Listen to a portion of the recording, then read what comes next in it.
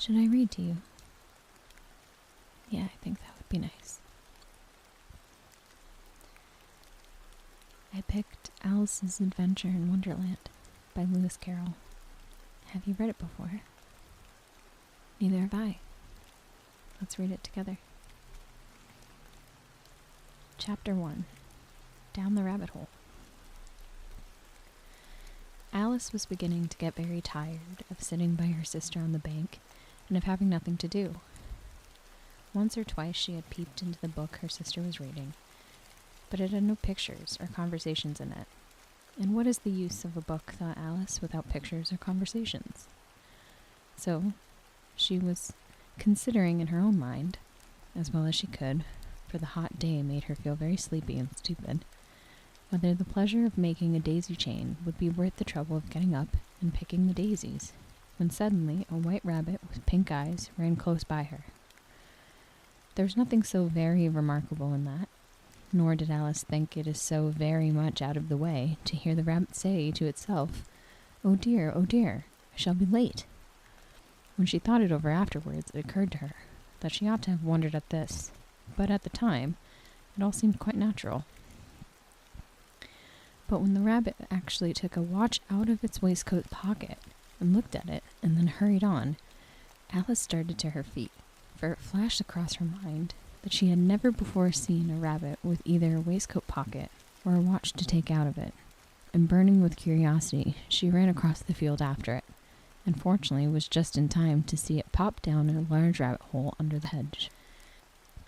In another moment, down went Alice after it, never once considering how in the world she was to get out again. The rabbit hole went straight on like a tunnel for some way, and then dipped suddenly down, so suddenly that Alice had not a moment to think about stopping herself before she found herself falling down a very deep well. Either the well was very deep, or she fell very slowly, for she had plenty of time as she went down to look about her and to wonder what was going to happen next. First, she tried to look down and make out what she was coming to, but it was too dark to see anything. Then she looked at the sides of the well and noticed that they were filled with cupboards and bookshelves.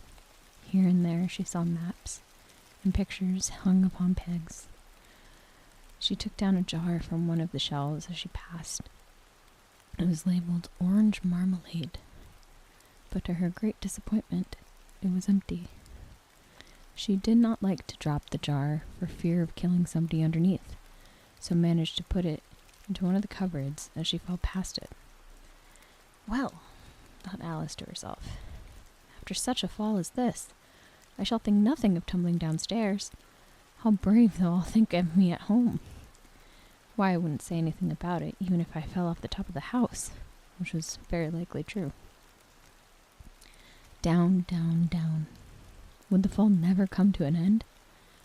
"I wonder how many miles I've fallen at this time," she said aloud. "I must be getting somewhere near the center of the earth. Let me see. What would be 4,000 miles down, I think?" For you see, Alice had learnt several things of this sort in her lessons in the schoolroom, and though this was not a very good opportunity for showing off her knowledge, as there was no one to listen to her, still, it was good practice to say over. "Yes, that's about the right distance. But then I wonder what latitude or longitude I've gotten to." Alice had no idea what latitude was, or longitude either, but thought they were nice grand words to say. Presently, she began again. "I wonder if I shall fall right through the earth. How funny it'll seem to come among people that walk there with their hands back downward. The antipathies, I think." She was rather glad there was no one listening this time, as it didn't sound at all the right word. "But I shall have to ask them what the name of this country is, you know. Please, ma'am, is this New Zealand or Australia?" And she tried to curtsy as she spoke. Fancy curtsying as you're falling through the air. Do you think you can manage it? And what an ignorant little girl she'll think me for asking. No, it'll never do to ask. Perhaps I shall see it written up somewhere. Down, down, down. There was nothing else to do. So Alice soon began talking. Dina will miss me very much tonight, I should think. Dina was the cat. I hope they'll remember her saucer of milk at tea time. Dina, my dear, I wish you were down here with me. There are no mice in the air, I'm afraid, but you might catch a bat. And that's very like a mouse, you know. But do cats eat bats, I wonder? And here, Alice began to get rather sleepy, and went on saying to herself in a dreamy sort of way, do cats eat bats? Do cats eat bats? And sometimes, do bats eat cats? For you see, as she couldn't answer either question, it didn't much matter which way she put it. She felt that she was dozing off, and had just begun to dream that she was walking hand in hand with Dina, and saying to her very earnestly, now, Dina, tell me the truth. Did you ever eat a bat? And suddenly, thump, thump, down she came upon a heap of sticks and dry leaves, and the fall was over. Alice was not a bit hurt. She jumped up onto her feet in a moment. She looked up, but there it was, all dark overhead.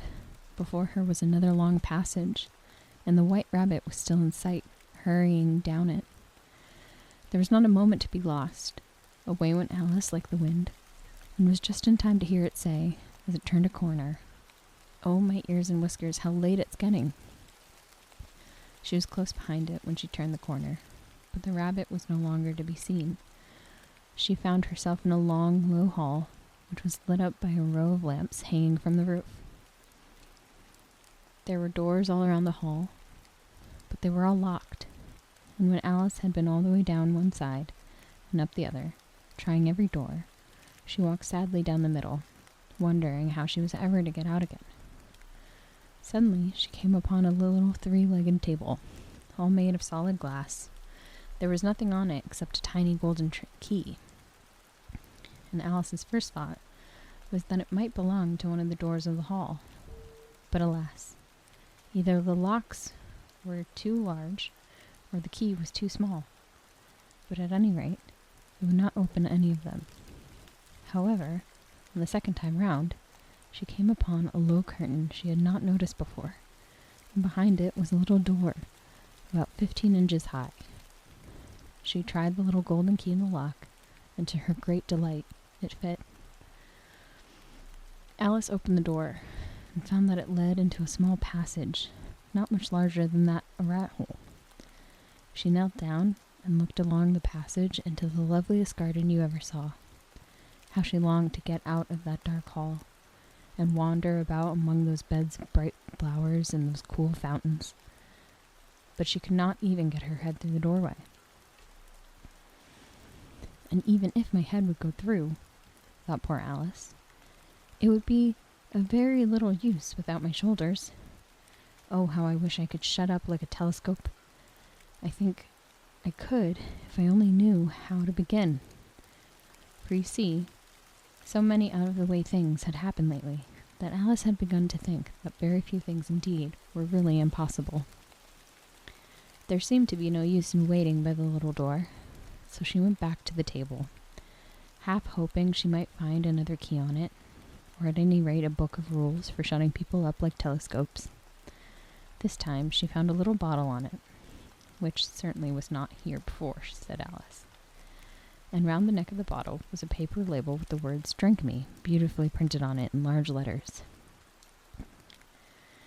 It was all very well to say "Drink me," but the wise little Alice was not going to do that in a hurry. No, I'll look first, she said, and see whether it's marked poison or not. For she had read several nice little histories about children who had gone burnt and eaten up by wild beasts, and unpleasant things, all because they would not remember the simple rules their friends had taught them, such as the red-hot poker will burn you if you would not hold it too long, and that if you cut your finger very deeply with a knife, it usually bleeds, and she had never forgotten that if you drink much from a bottle marked poison, it is almost certain to disagree with you sooner or later. However, this bottle was not marked poison, so Alice ventured to taste it, and finding it very nice, it had, in fact, a sort of mixed flavor of cherry tart, custard, pineapple, roast turkey, toffee, and hot buttered toast. She very soon finished it off. "What a curious feeling," said Alice. "It must be shutting up like a telescope." And so it was indeed. She was now only 10 inches high, and her face brightened up at the thought that she was now the right size for going through the little door in that lovely garden. First, however, she waited for a few minutes to see if she's going to shrink any farther. She felt a little nervous about this, for it might end, you know, said Alice to herself. Am I going out altogether like a candle? I wonder what I should be like then. And she tried to fancy what the flame of a candle is like after the candle is blown out, for she could not remember ever having seen such a thing. After a while, finding that nothing more happened, she decided on going into the garden at once.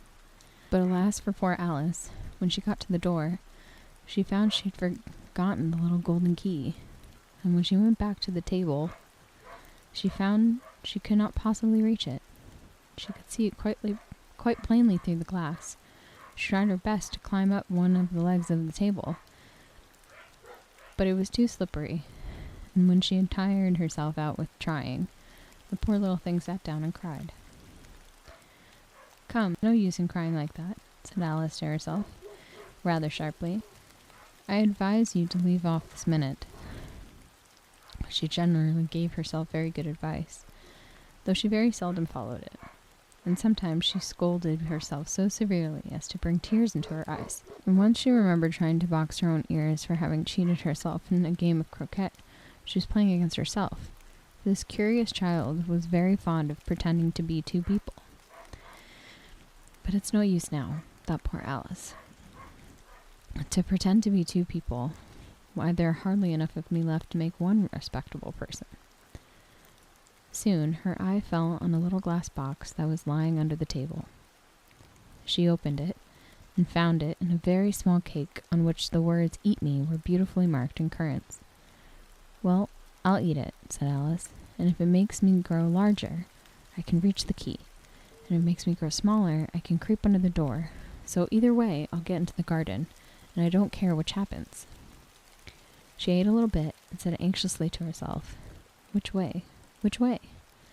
Holding her hand on the top of her head to feel which way it was growing, and she was quite surprised to find that she remained the same size. To be sure, this generally happens when one eats cake, but Alice had got so much into the way of expecting nothing but out-of-the-way things to happen that it seemed quite dull and stupid for life to go on in the common way. So she set to work, and very soon finished off the cake.